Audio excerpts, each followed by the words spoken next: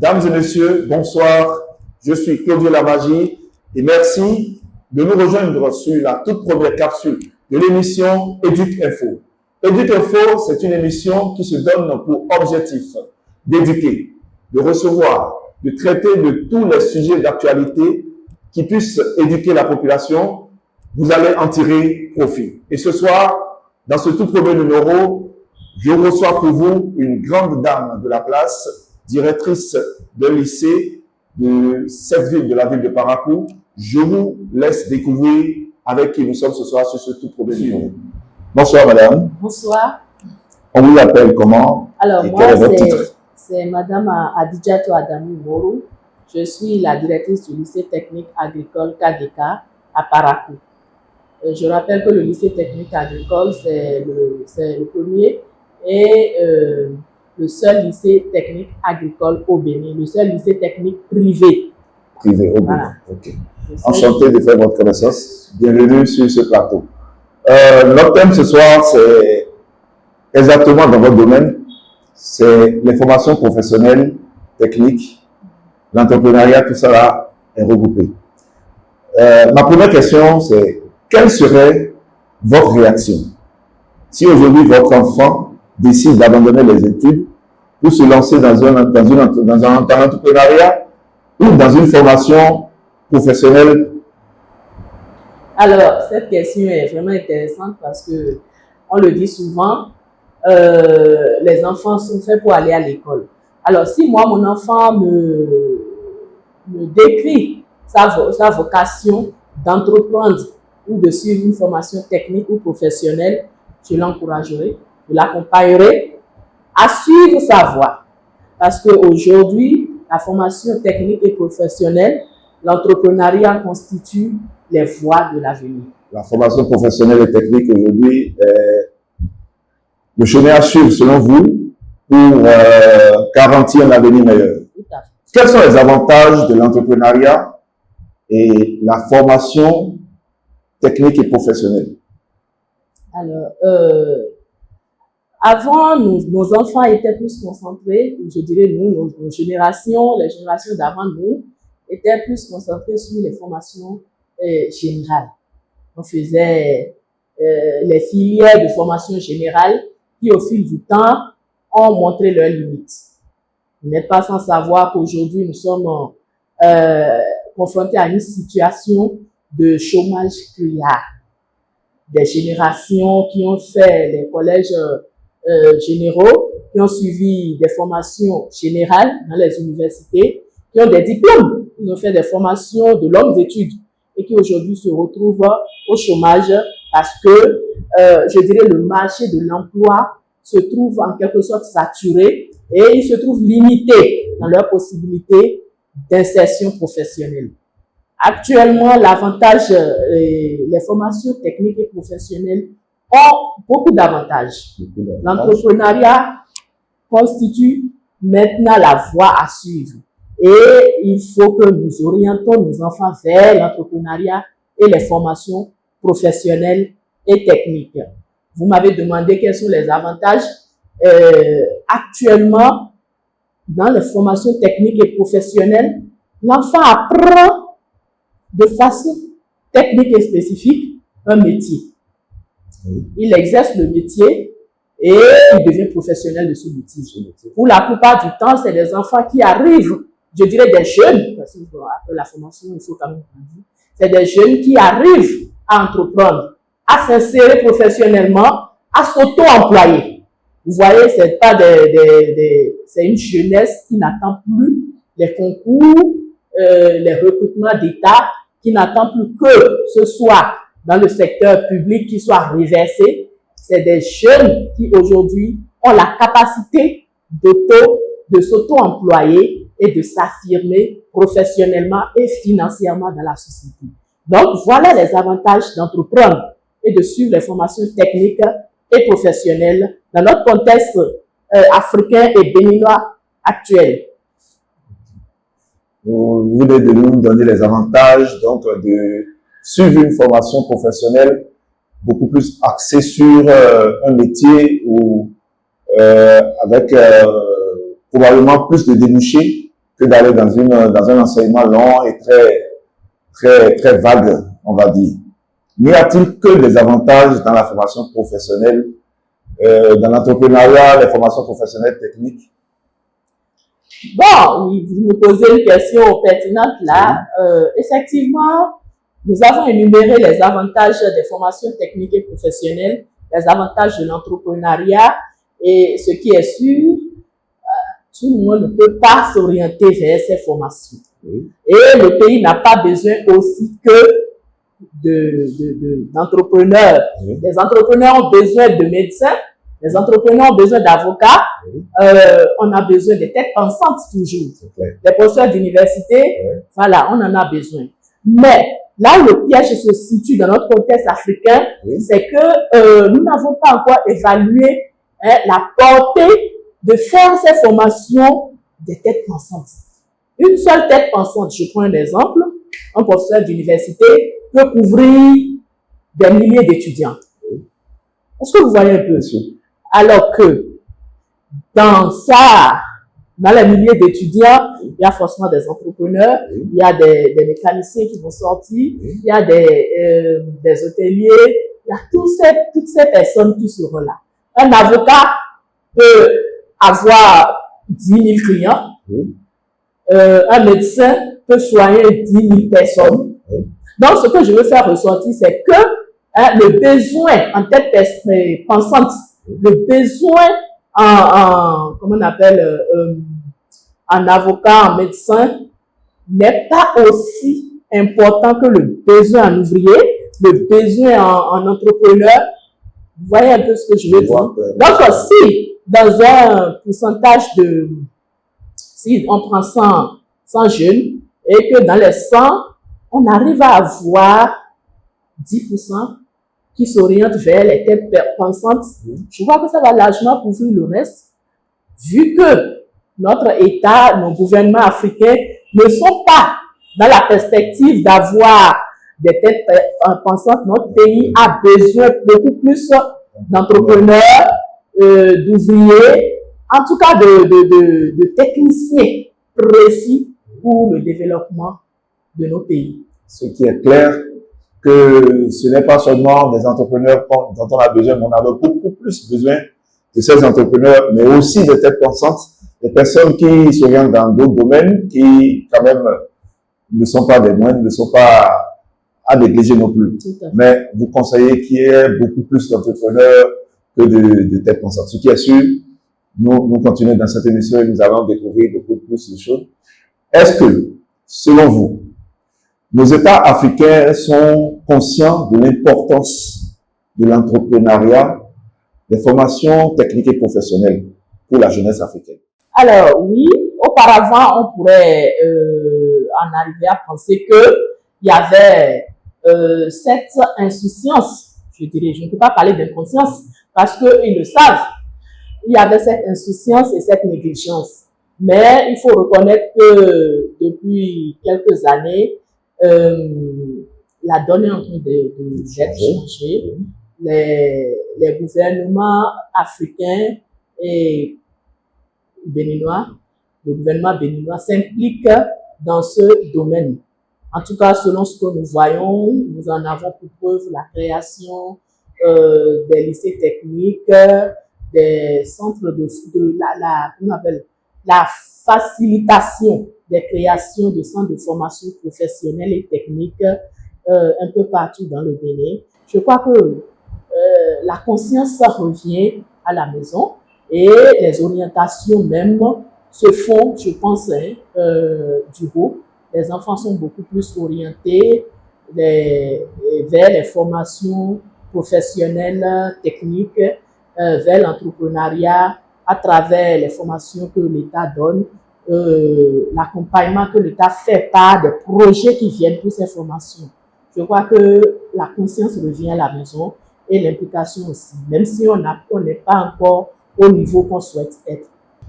De votre développement, je vois que les États africains commencent à s'impliquer davantage dans tout ce qui est formation professionnelle pour donner beaucoup plus d'opportunités à notre jeunesse africaine de quand même s'auto-employer et de s'en sortir pour le bonheur des uns et des autres, de chaque famille. Donc, avant de continuer, je voudrais que vous vous présentez à nouveau pour nos amis internautes qui ont pris au vol l'émission. Vous êtes Madame Adamou Imoro Adidjatou. Oui. Je suis la directrice du lycée technique agricole KDK. Qui se situe à Okedama, à Parakou. Voilà. Qui est le tout premier lycée technique agricole privé. Je précise, privé, parce qu'il y a les lycées techniques agricoles publics comme INA, KIKA, SECO, tout ça là. Donc, nous sommes le seul lycée technique agricole privé au Bénin. Et nous sommes situés à Parakou, au quartier Okedama. Ok. Chers amis internautes, nous sommes bien sûr ce soir avec cette grande dame qui vient de se présenter. Et le thème que nous abordons ce soir, c'est l'entrepreneuriat et les formations techniques et professionnelles. Nous allons aller à la dernière question de notre entretien ce soir. Quels sont les secteurs florissants dans le domaine de l'entrepreneuriat, des formations techniques et professionnelles que vous pourriez conseiller à notre jeunesse béninoise? Alors, merci d'abord pour cette question et cette opportunité que vous m'offrez de pouvoir quand même exprimer quelque chose qui me tient à cœur. Oui. Vous savez, nous sommes dans un pays majoritairement agricole. Oui. On ne peut pas se passer de ce secteur. C'est un secteur clé de notre pays, du développement de notre pays. Et on n'a pas besoin de démontrer ça à aucun Béninois parce que nous sommes tous conscients de cela. Mais force est de constater que c'est un secteur négligé, c'est un secteur sous-estimé, c'est un secteur méconnu, je dirais de façon moderne. Les agriculteurs, quand on parle d'agriculture, tout le monde a tendance à penser que c'est nos parents qui sont cultivateurs, qui sont au village, qui sont dans leur petit coin du village et qui cultivent et bon, qui n'arrivent pas à s'en sortir. Alors que nous faisons fausse route. Il y a un adage qui dit que la terre ne ment pas. La terre ne ment pas. Et c'est confirmé.